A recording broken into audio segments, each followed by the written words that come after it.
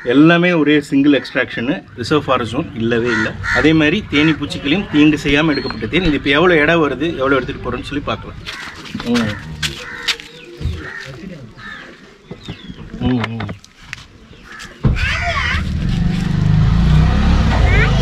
77,300.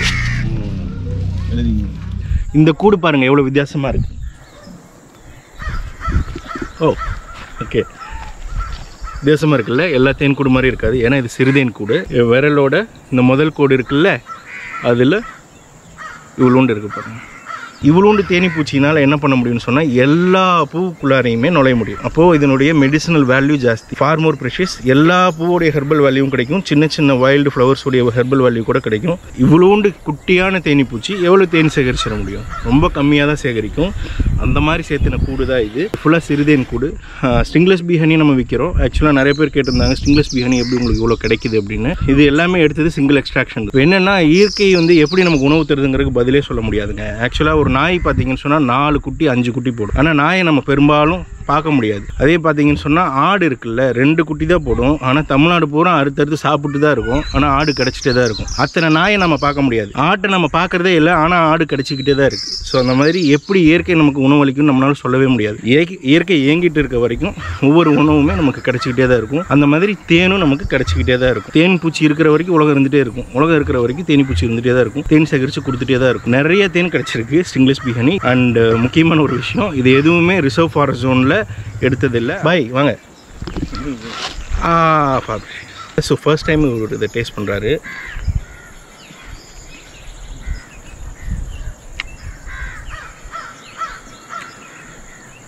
சிறுதேனில் one of the best by.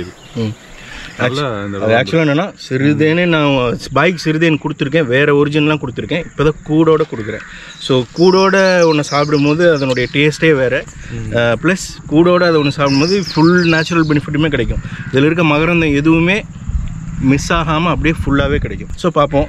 இது available for sale. இது வேணால் பாய் வேணால் இது பண்ணுறாருன்னு காமிச்சிருக்கேன்.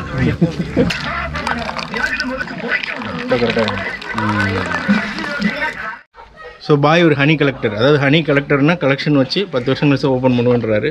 தேன் எத்தனை வருஷம் ஆனாலும் கிடையாது, எவ்வளோ வருஷம் ஆனாலும் கிடையாது. இந்த பாட்டில் இப்போ மூடினா பாயோட பசங்க இதை ஓப்பன் பண்ணுவாங்க. க்ளோஸ் பண்ணியாச்சு, அவ்வளோதான். இதை அப்படியே 10 வருஷமாக வச்சுக்க போகிறார். ஸ்டிங்லெஸ் பீ ஹனி இந்த டேட்டில் எங்கூட எடுத்தேன்னே மார்க் பண்ணி வச்சுக்க போகிறார். நாங்கள் பாய். தேங்க்யூ. ப்ராமிஸ் பண்ண செஞ்சுட்டேன். ஸோ இது எல்லாமே பார்த்தீங்கன்னு சொன்னால் இயற்கையாக கிடைச்ச சிறுதேன். இது பொட்டி வச்சு வளர்த்தின சிறுதேன் கிடையாது. அதே சமயம் ஒரு ரிசர்வ் ஃபாரஸ்ட் ஜோன்லேயோ சட்டத்துக்கு புறம்பாவோ எடுக்கலை. அந்தளவுக்கு தேன் உங்களுக்கு மனுஷன் வாழ்கிற இடத்துல ஏதாவது முளைக்குதுன்னு சொன்னால் அங்கே தேனி பூச்சி இருக்கணும். ஸோ அந்த மாதிரி தேனி பூச்சி இருந்து அது உங்களுக்கு மகரந்த சேர்க்கை பண்ணால் தான் அங்கே ஆக்சுவலாக ஏதாவது விளையும். ஸோ அந்த இடத்துல எல்லாமே தேன் இருக்குது. தேடினா கிடைக்கும். ஸோ இது இவ்வளோ பெரிய கூடு இருக்குல்ல, இதில் ஏன் இது இவ்வளோ ப்ரைஸு அப்படின்னா இந்த கூட்டில் எவ்வளோ தேன் கிடைக்குதுன்னு பாருங்கள். நான் இதை வேஸ்ட் பண்ண போகிறதில்ல.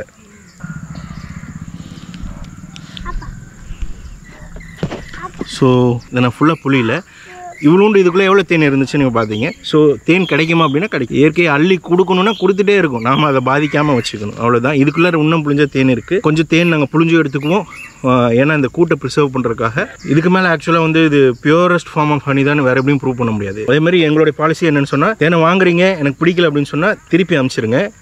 அது திருப்பி அனுப்பிச்சதுக்கான கொரியர் காஸ்ட்டையும் திருப்பி கொடுத்துருவோம். ஸோ இது எங்களுடைய பாலிசி. ஏன்னா ஒருத்தர் கூட டிசப்பாயிண்டடாக போகக்கூடாது அப்படின்னு சொல்லி நினைக்கிறோம். தேங்க்ஸுங்க, ரொம்ப நன்றி.